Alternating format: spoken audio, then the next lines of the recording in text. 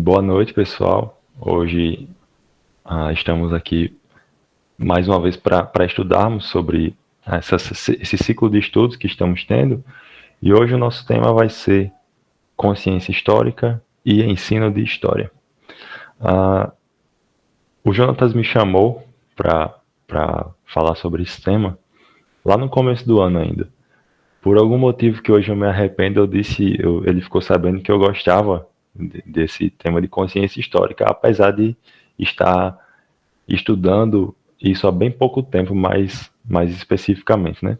Mas ainda assim ele veio me procurar e pediu para que eu falasse sobre esse tema. Eu relutei inicialmente, não queria muito, que achei que ia ser complicado, né? Eu estava começando a estudar, mas ele disse: não, você vai ter tempo, né? Daqui para lá você consegue. Tá bom. Então, assim, espero trazer algo interessante para vocês, e se vocês tiverem dúvidas ou alguma questão a fazer após o estudo, eu sinto muito, só isso mesmo, que não sei se vou conseguir estar aí apto para isso, né? Passaram 6 meses, mas não sei o que valeu de tudo isso. Mas vamos iniciar com o que temos aqui. Eu não lembro quem, nem quando, nem aonde, mas eu ouvi uma história de um professor que ele estava relatando um caso que aconteceu em sala de aula. Ele pediu para os alunos dele, passou uma atividade para os alunos dele, pedindo que eles fizessem uma linha do tempo, né, com tudo que eles considerassem ali importantes na história, relevantes e tal. E aí ele passou essa atividade, não explicou muito bem como passou essa atividade, mas enfim, passou essa atividade para os alunos fazerem uma linha do tempo, como eles quisessem, o que eles achassem importante ali. E eles fizeram, os alunos fizeram essa linha do tempo.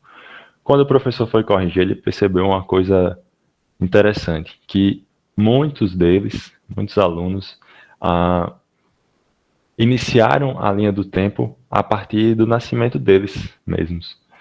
E o professor não se agradou muito disso, ele não achou isso muito interessante, achou que eles não tinham algum tipo de pertencimento ou até mesmo de, dessa consciência histórica, né? Nesse termo, esse conceito utilizado, ele disse que os alunos estavam ali lhes faltando consciência histórica. E aí, para resumir ou tentar pensar em consciência histórica de forma bem generalizada assim mesmo, talvez pudéssemos dizer que consciência histórica nada mais é do que a capacidade de conseguir relacionar passado, presente e futuro. No entanto, como eu disse, isso é um conceito ou uma forma de definir bem abrangente, né, e bem objetiva, assim, um tanto quanto didática, e pode ser que não seja tão suficiente para algumas pessoas.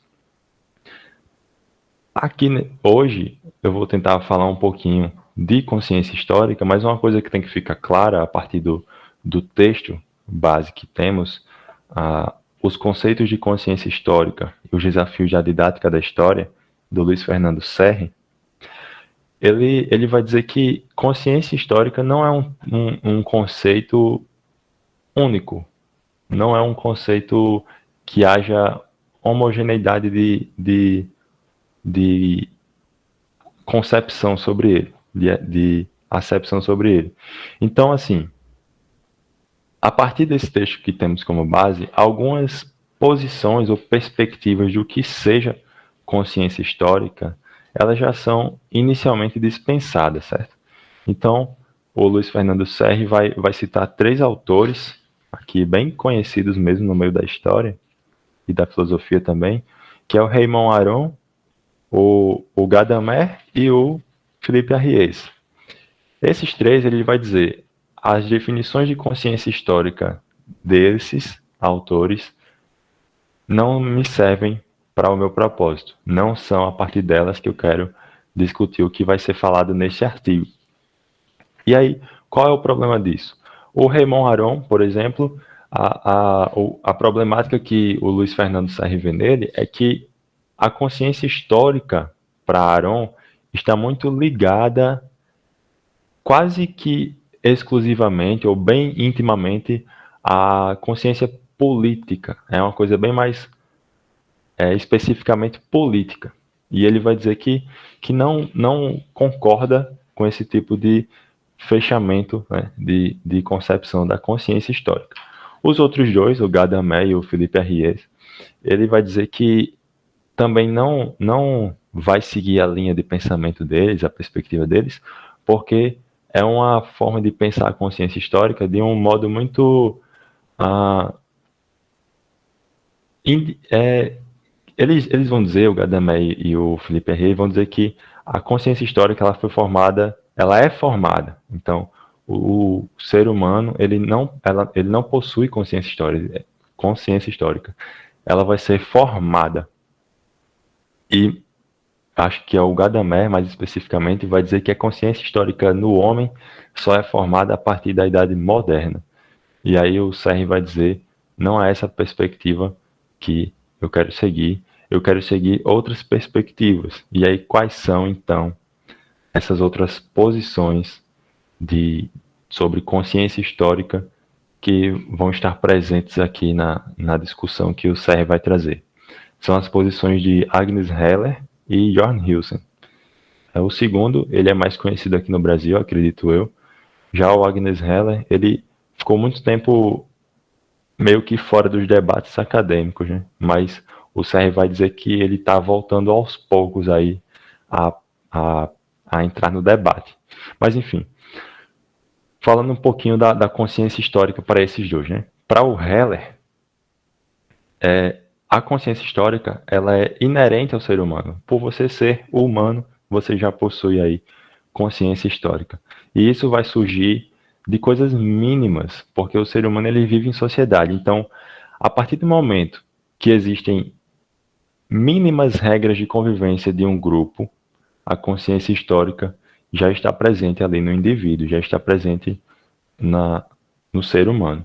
E isso é levado, a consciência histórica é levada desde a normas de convivência básica, até mesmo a percepções de que existem culturas outras que transcendem o seu próprio grupo, que transcendem o seu a sua própria cultura.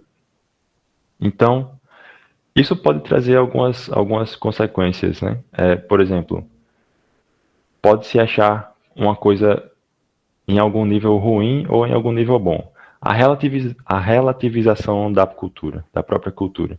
Então, relativizar a sua cultura, reconhecer que a sua cultura não é a cultura que deve ser, que é vivida em todos os povos, em todos os tempos, em todos os espaços, né? E outra coisa é que, aqui eu acredito que a gente possa gostar mais dessa consequência, é que não tem como nós pensarmos um progresso unificado. Não tem como nós esperarmos ou crermos em uma marcha inexorável do progresso, assim.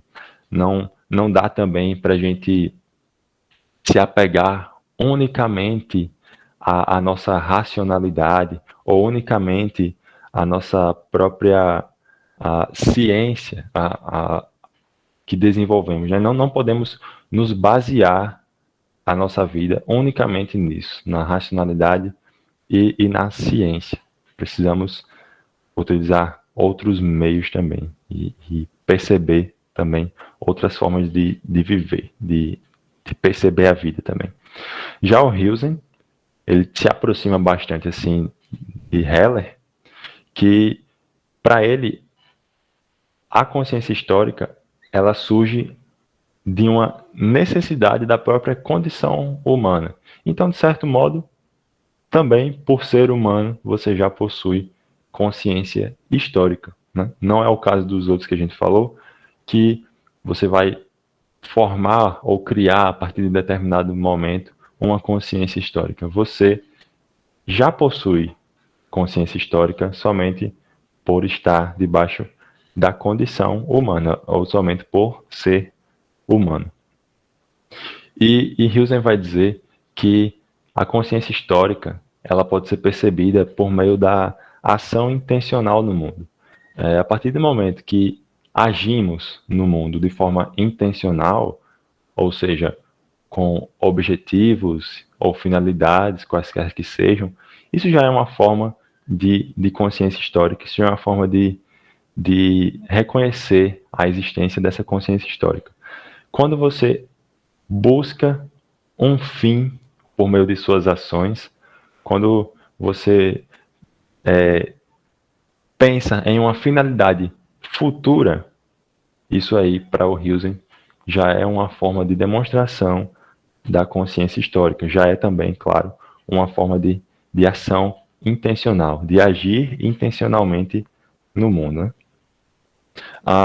E resumindo assim, em uma frase, o pensamento de Hilsen sobre como agir no mundo é uma forma de consciência histórica, poderíamos dizer, parafraseando o Serre, que do presente interpreto o passado com perspectiva ao futuro. Né? De onde estou, eu olho para o passado, interpreto ele e a partir dele eu penso e eu trago perspectivas para o meu futuro. Então, nesses termos que eu acabei de dizer, a consciência histórica, né, ela é não viver num exclusivo presente contínuo. A consciência histórica é a capacidade de não viver, né, não ter em mente somente e exclusivamente um presente contínuo, um presente eterno. Você ter essa capacidade que eu falei no começo de relacionar passado, presente e futuro também. O que pode diferenciar, e aí fica bem aberto mesmo, o que pode diferenciar a consciência histórica de um dos outros, essa variação de percepção do mundo vai se dar, segundo Hilsen, a partir das formas de atribuição de sentido que o ser humano, o indivíduo, dá para ele, dá para sua vida. Então, podem existir diversos níveis ou talvez diversas formas de consciência histórica, mas todas elas são consciência histórica. Elas são consciência histórica. E aí o que tem isso a ver então com o ensino de história, né? Justamente essa atribuição de sentido, justamente essa formação de sentido, formação de identidade, a localização do indivíduo em meio a uma tradição, enfim, a necessidade de orientação que o ser humano tem no tempo e no espaço, tudo isso, partindo da consciência histórica, se relaciona ao ensino de história também. Então, pensando na educação formal, assim, que temos não só em nosso país, mas no mundo inteiro. A educação formal, ela pressupõe formar uma identidade, um pouco redundante, mas a educação formal, ela pressupõe, ela tem como diretrizes ali formar determinada identidade, né? Tanto é que um lema, eu não sei bem se é um lema formal ou informal, mas um lema bem presente é a tal da educação para a cidadania. Então, a educação para a cidadania pressupõe aí uma formação de identidade. Ela pressupõe interesses e diretrizes para a cidadania, para a formação de uma identidade nacional ou algo do tipo. E aí podem haver críticas, né, de quaisquer que sejam. Por exemplo, ela é uma formação de identidade, você vai estar ajudando o aluno a formar a identidade, o estudante a formar a identidade, ou você vai estar conformando ele a uma identidade específica já existente ou predeterminada pelo Estado, por exemplo. Essas críticas, elas correm por aí, né? Elas existem por aí e existe certo valor nelas, assim. Por exemplo, pensando aqui em o Watchmen, por exemplo, né? Quem vigia os vigilantes? E aí a gente pode perguntar, quem forma os que formam? Né? Quem forma os professores? Qual é o projeto político ou projeto de poder que está por trás da formação dos professores, por trás da formação daqueles que formam, sabe? Esse questionamento, ele é sim uma pergunta válida. Ele pode sim ser feito. Não existe nenhum demérito nisso, certo? Não é teoria da conspiração, nada do tipo. É simplesmente perceber que existem interesses por trás. Normal, tranquilo. Não tem dificuldade alguma. Porém, e aqui vai entrar uma coisa interessante, é preciso também perceber que não é só por meio disso que vai acontecer uma revolução contra o meu próprio pensamento, as pessoas vão conseguir, os professores vão conseguir mudar a forma de pensar e de viver do aluno unicamente com isso. Existe um projeto malvado de poder aí por trás. Enfim, não é essa crítica radical, ela é exatamente isso, ela é um pouco radical. Por mais que exista valor em uma preocupação, ela também não pode pressupor essa crítica, essa preocupação não pode pressupor que todo cidadão, todo ser humano, todo estudante, todo aluno, ele é como se fosse uma tábula rasa que fosse ser levado por qualquer pensamento ou ideia ou ideologia ou palavras de um professor. Não é bem esse caminho assim que é muito produtivo, sabe? Ele não é muito verossímil, para ser mais direto. Por quê? Porque existe uma coisinha bem forte no meio da sociedade, de todas as sociedades, de grupos, chamado tradição. E essa tradição, ela barra, entre aspas, bastante coisa. Seja para o bem ou seja para o mal. Então, por exemplo, precisa existir uma relação saudável, assim, o CR vai falar, que precisa existir uma relação saudável entre o currículo, o conteúdo que tem no currículo escolar, na BNCC, por exemplo, como Jonatas deu um estudo sobre isso, né? Então, precisa existir uma relação boa ali, uma relação amigável entre o currículo de conteúdos, né, para a educação e o consenso identitário do povo em que aquele currículo está inserido. Ah, precisa existir um consenso entre o que o currículo diz e entre o que nós como grupo, nós como sociedade, ou nós como nação, percebemos e reconhecemos quem somos. Se isso não acontece, mudanças no currículo, por mais completas e complexas que sejam, elas simplesmente vão ser artificiais. Elas não vão ter lastro assim na realidade, elas não vão ter força também na realidade. Então podem existir, né, por causa da tradição, podem existir divergências, embora também existam convergências, mas podem existir divergências fortes sobre a proposta de identidade que quer ser dada pelo governo, pelo Estado, seja o que for, e a própria identidade já presente no grupo, sabe? Então, esse pavor todo que existe em torno da educação, ele tem seu mérito em algum nível, mas não tão profundamente ou de forma tão com esse alarde que às vezes a gente percebe, sabe? Então, ser equilibrado nisso é um bom caminho. E perceber a força da tradição também nos deixa um pouco mais tranquilos, talvez. Às vezes não, né? Mas às vezes sim. Os alunos, eles são seres humanos. Os estudantes, eles são seres humanos e por isso também são seres sociais. Exatamente por isso, eles também fazem parte desse grupo que está bastante ligado à tradição.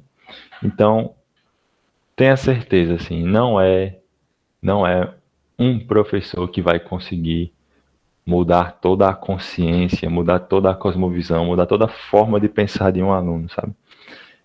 Muitos professores gostariam que isso fosse verdade, muitos professores gostariam que eles mesmos tivessem tanta influência na vida dos alunos, mas isso simplesmente não acontece. Isso simplesmente não está embasado na realidade. No entanto, isso não significa que o trabalho do professor é inútil, não significa que o trabalho do professor não valha de nada, né? O professor, ele tem sim um trabalho importante e é justamente em uma daquelas coisas que eu falei, né? O ensino de história tem três funções, digamos assim: a formar uma identidade, ensinar sobre a tradição também e orientar.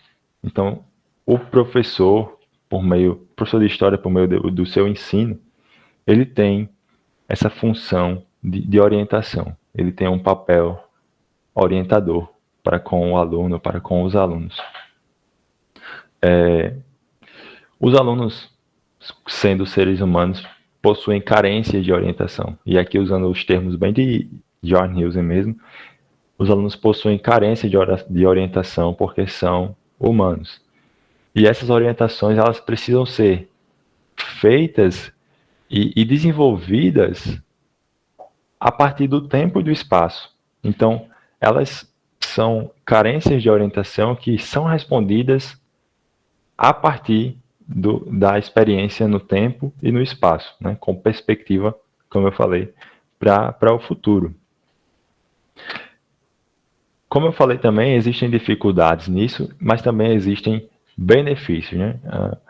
O professor, ele não tem um trabalho inútil, mas ele também não tem um trabalho tão grande, tão importante, tão profundo assim na vida de todos os alunos. Isso não ocorre, não existe. E isso também traz alguma coisa boa, né? Porque, queira ou não, precisamos reconhecer que podem existir muitos profissionais da área da educação, muitos professores de história que não sejam lá tão competentes assim, né? E aí, ainda bem para os alunos que eles não são tão influenciáveis assim, né? Ainda bem que eles não são tão influenciáveis assim pelos seus professores. Senão, eles também seriam aí formados de uma forma não tão competente assim. Então, existem dificuldades nisso e existem também os benefícios disso. Então, assim, professores, eles não são sacerdotes. E aqui não é sacerdote num sentido muito cristão, não é, mas em outros sentidos mesmo. Eles não são pessoas que são ouvidas atentamente e obedecidas inteiramente, sabe? Eles não são aqueles que trazem a luz, eles não são aqueles que trazem a verdade única e absoluta, segundo a concepção das outras pessoas. Eles não são esse tipo de sacerdote na vida, nem dos alunos, muito menos de qualquer outro cidadão, de qualquer outra pessoa. Nesse artigo do Serre, ele faz uma breve análise de um estudo que eu não sei pronunciar exatamente em inglês, acho que é Youth and History, mas em português é Juventude e História. E deixa eu só abrir aqui na página.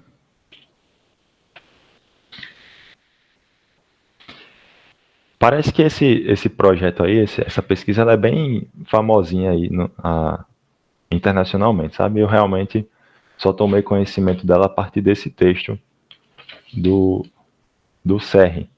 Mas, enfim, são liderados por Magne Angvik e Bodo von Borrier. Eu não vou explicar muito bem a metodologia deles e tal. Quem quiser pode ver aí no artigo. Essa análise dessa pesquisa está nas páginas 105.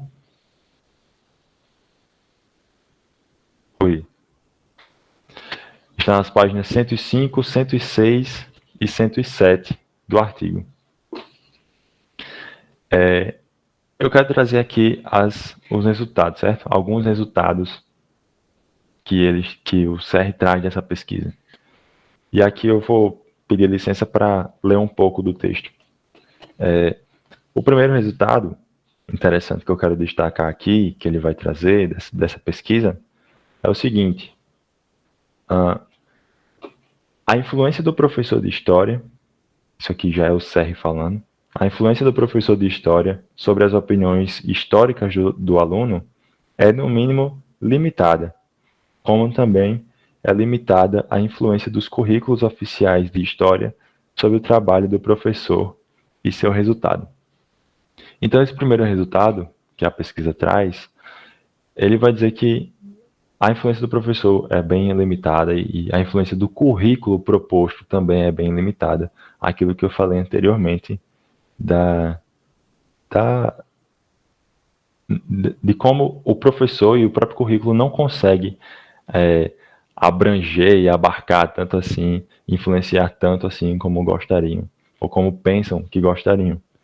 Então, uma primeira crítica que a gente pode fazer sobre isso é o seguinte: existe doutrinação na escola?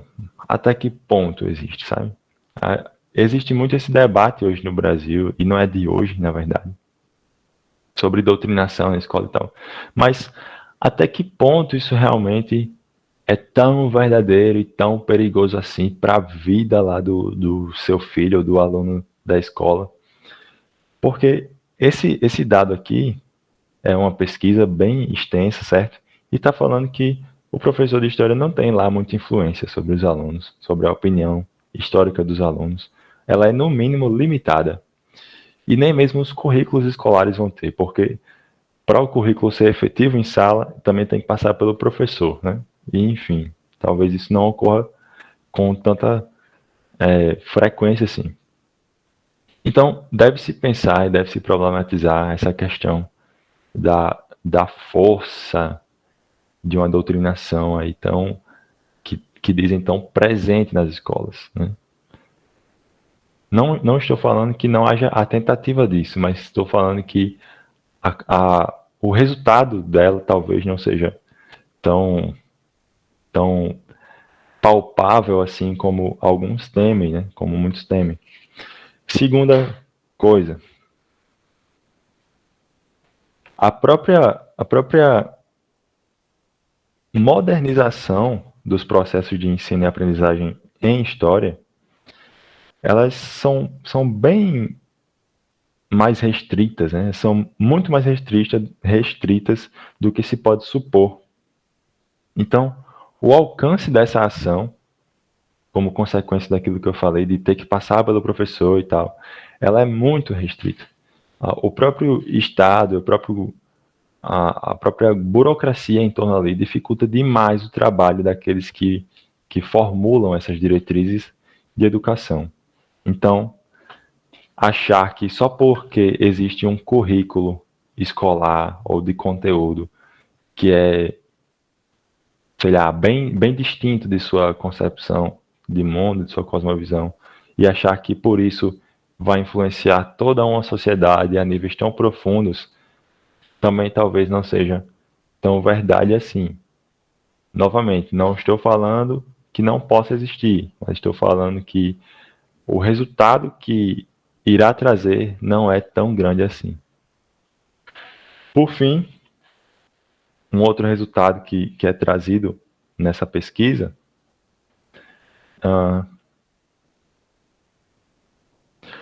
o CR vai falar: a formação histórica dos alunos depende apenas em parte da escola. Precisamos considerar, com interesse cada vez maior, o papel dos meios de comunicação de massa, da família e do meio imediato em que o aluno vive, se quisermos alcançar a relação entre a história ensinada e a consciência histórica dos alunos. E em outro momento ele vai dizer que é comum encontrar opiniões divergentes sobre história entre o âmbito oficial, incluindo aí a escola e os alunos que se relacionam com essas esferas, o que nos conduz para a conclusão do que eu acabei de falar, que a formação histórica dos alunos depende apenas em parte da escola. A tradição tem um peso também muito grande na formação da identidade do indivíduo. E precisamos reconhecer essas outras esferas, né? Algumas dessas outras esferas são a família e a igreja. No meio cristão, essas esferas são bem celebradas e engrandecidas, e com razão, né? São celebradas e engrandecidas com razão. Mas, a partir dessa informação, então, a partir desse resultado, nós precisamos fazer uma pergunta que talvez seja dolorosa, assim, para muita gente, mas ela precisa ser feita, ela precisa ser pensada para ser discutida e trabalhada, né? Qual é essa crítica? E aqui sou eu que estou fazendo, certo? Não é do texto do Serri, não. Essa culpa não é dele. Mas a maior fatia da culpa por adolescentes e jovens que se desviam aí, como costumo falar, a maior fatia de culpa pelo desvio de jovens e adolescentes da igreja ou da fé, será que está mesmo assim na escola, na universidade, ou pertence à própria igreja ou à própria família desse aluno, desse estudante, desse jovem, desse indivíduo que não foi bem ensinado assim em casa, não foi bem embasado em casa, na igreja. E aí o único meio que sobrou para ele tomar orientação foi realmente a escola. Será que essa fatia de culpa, essa maior fatia de culpa, está mesmo na escola, que está lá fazendo o seu trabalho, os professores fazendo o seu trabalho, ou está na igreja ou na família que não formou esse indivíduo como deveria, não está, então, fazendo o seu trabalho corretamente? Isso é uma coisa que também precisamos pensar, né? E aí, trazendo outra pesquisa, outros resultados de pesquisa, dessa vez de autoras brasileiras, é o artigo, deixa eu pegar aqui o nome, Os Jovens e Aula de História, : entre tensões, expectativas e possibilidades. Ele é um artigo publicado na revista Educação em Questão. Ela é do Centro de Educação, do Programa de Pós-Graduação em Educação, aqui da Universidade do Rio Grande do Norte. E quem quiser aí ver esse artigo, eu recomendo bastante, certo? Eu recomendo fortemente a leitura dele, é bem interessante. Os Jovens e Aula de História, entre tensões, expectativas e possibilidades. Poderia falar bastante coisas aqui sobre esse artigo que são interessantes nesse tema, mas eu quero me deter aqui, já que estou falando de resultados, eu quero me deter aqui a alguns resultados bem interessantes também que essa pesquisa trouxe. Eu falei muito sobre como o papel do professor ele é um pouco fraco na realidade, na vida dos alunos, né? E também fiz outras críticas a outras esferas e tal. E nós estamos aqui como profissionais de história, como profissionais do ensino de história. Então, eu não queria, será que a gente saísse aqui um pouco cabisbaixo por causa disso. Então, essa pesquisa, ela trouxe alguns resultados sobre como, em que eixos, melhor dizendo, os alunos têm preferências pelos professores. Então, citando aqui uma parte do artigo. Eu esqueci de falar o nome das autoras, né? Só um instantinho. são a Flávia Heloísa Caimi e a Sandra Regina Ferreira de Oliveira. A primeira é da Universidade de Passo Fundo, a segunda da Universidade Estadual de Londrina. E aí, abre aspas, questionado sobre a existência de algum professor de história que lhes pareceu especial, diferenciado e sobre as razões de tal destaque, os respondentes da pesquisa que elas fizeram apresentaram diferentes argumentos, mas invariavelmente relacionados à qualidade da proposta pedagógica e ou da interação. E dentre esses principais elementos destacados, trazemos os seguintes. Aqui eu vou falar agora, não exatamente na ordem que está no artigo, mas numa ordem de proporção, certo? Como um professor ele pode tentar ter maior influência sobre o aluno, como um professor pode tentar ser mais presente e querido pelo aluno. Vamos lá, são 1, 2, 3, 4, 5 formas de que isso pode ser feito. A primeira que eu quero falar, ela é até engraçada, certo? A primeira forma que um professor pode ser relevante ou mais relevante para os alunos é ser exigente. Os alunos responderam isso. O texto vai dizer assim: o professor é chato, exigente, mas faz o aluno estudar, resultando em boa aprendizagem. Então, ser chato, né, ser exigente é uma forma de os alunos prestarem mais atenção em você. Outra forma de que isso possa acontecer é que o professor ele deve ser também dialógico ou participativo, por assim dizer. Novamente lendo aqui o artigo, o professor promove estratégias e recursos diversificados em aula, tais como teatro, imagens, vídeo, mobilizando a participação dos alunos em aulas. Então, essa habilidade do professor em fazer com que os alunos participem da aula de forma ativa e não somente passiva, é uma forma de que o aluno ou os alunos gostem mais ali, tenham mais influência do professor. Terceiro aspecto, que o professor seja atualizado. Novamente lendo aqui, o professor explica muito bem, faz o aluno compreender a matéria, relacionando-a com assuntos atuais e com as suas experiências, demonstra domínio do conteúdo e mantém-se atualizado. E aqui tem um relato de uma estudante. Ela fala o seguinte: apesar de não gostar muito da matéria, acho que ela explica muito bem, mostra onde quer chegar e está sempre se especializando nos assuntos. Então, manter-se atualizado também é uma forma de ser mais presente na vida do aluno. Quarto lugar, seja envolvente. Novamente lendo, o professor tem uma narrativa envolvente, transporta os alunos para o passado, faz viajar no tempo. E aqui outro relato. Houve no primeiro e no segundo ano do ensino médio uma professora que falava de história, que conseguia nos transportar, o nosso corpo e a nossa mente, para aquele lugar. A história, desde aqueles momentos, ganhou importância na minha vida. Então, buscar ser envolvente, né? Ou seja, precisamos ter uma habilidade narrativa, uma habilidade de contar histórias, de narrar aquilo que ensinamos. Uma boa retórica, uma boa fala, é uma forma de envolver os alunos e fazer com que eles participem também mais da aula. E por fim, que teve mais indicações por parte dos alunos, é que o professor ou a professora seja afetivo.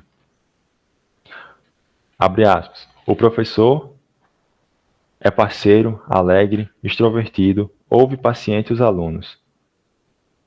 E aqui chama especial atenção o depoimento de um aluno que mostra sua preferência pelo aspecto afetivo, a despeito de não conseguir aprender com esta professora.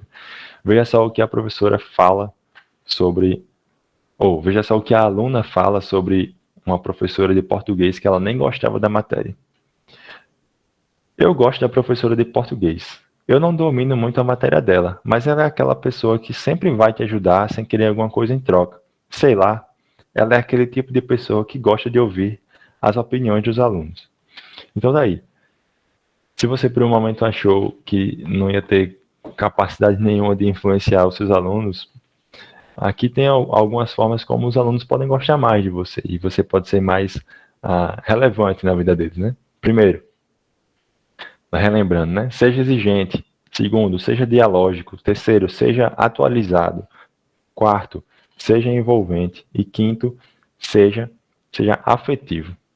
Então, finalizando aqui hoje, é só dizer que a história importa, certo? Ela importa bastante para a nossa vida. Ela nos orienta, ela nos ajuda a nos orientar no tempo e no espaço.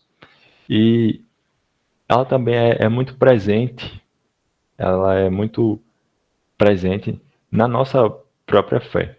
Né? Ah, alguns dizem que o cristianismo é uma religião histórica, e ela realmente é. Ela se dá no tempo e no espaço, ela, Deus está presente e age no tempo e no espaço. O próprio Deus nos deu histórias, né? Ele nos contou histórias. A, a Bíblia ela é um compêndio de histórias contadas por Deus, especialmente o Antigo Testamento e algumas partes do Novo. Então, assim, a história tem papel importante em nossas vidas. Isso se reconhece até mesmo por meio da nossa fé. Deus nos contou histórias, então, muito provavelmente, a história ou as histórias, elas são importantes para a nossa vida. No começo eu falei que a consciência histórica era uma capacidade de conseguir relacionar passado, presente e futuro. Ah, existe aquilo que eu falei do Hilsen, que é do meu presente interpretar o passado com perspectiva para o futuro. A história, ela lança luz, né? A partir de onde eu estou, ela lança luz, tanto para o antes quanto para o que vem depois. E tem um autor, alguns aqui devem conhecer, chamado Oscar Cullmann. Eu não estou lembrado se é no livro Cristo e o Tempo ou em História da Salvação. Mas ele vai fazer uma analogia até bem bonita, assim, bem interessante, que ele vai dizer o seguinte: Cristo, ele é como um farol. Cristo é um farol no centro da história. Cristo é o centro da história e ele está lá como um poste, como uma luz, como um farol. Ele tanto ilumina o passado, quanto também ilumina o futuro. A partir dele, sendo o centro da história, a história é iluminada a partir dele. Então, esse também é um papel do próprio estudo da história, né? A nossa consciência histórica é justamente a capacidade, a habilidade de conseguir olhar tanto para o passado quanto para o futuro do nosso presente. Cristo é essa luz, Jesus Cristo é essa luz, segundo o Cullmann. Ele está no centro da história, iluminando tanto passado quanto presente. Então, vale a pena estudar a história, vale a pena ensinar a história, e sim, a história ela tem importância enorme, assim, bem grande para as nossas vidas. E aí, voltando lá na história que eu contei no comecinho, a linha do tempo dos alunos, que o professor não gostou muito, talvez o problema estivesse nele. Talvez o problema estivesse no fato de que ele não explicou muito bem o que ele queria, ele não deixou claro quais eram os objetivos, ele não conseguiu envolver aí os alunos naquela atividade. Enfim, não sei muito bem qual o resultado disso, nem como aconteceu, mas é uma possibilidade pensar nisso, né? E outra coisa interessante, o que é consciência histórica? Como podemos pensar melhor em a presença da consciência histórica, se não em eu mesmo me colocar na história, entendeu? Foi isso que os alunos fizeram. Eles construíram a linha do tempo a partir deles. Então, se colocar assim como atores históricos ou presentes ali na história é uma coisa bem interessante. Então, eu acredito, né? Pode ser que não, mas bem pelo contrário do que o professor pensou, que eles não tinham consciência histórica, eu acho que eles tinham sim consciência histórica, eles se colocaram ali na história, na própria história, como um todo. Mas talvez o professor não tenha sabido explicar muito bem o que queria e nem mesmo interpretar muito bem ali aquela situação em que os alunos o colocaram, né? Então, é isso. Estudar história importa e eu também espero que hoje tenha trazido alguma luz aí para nós.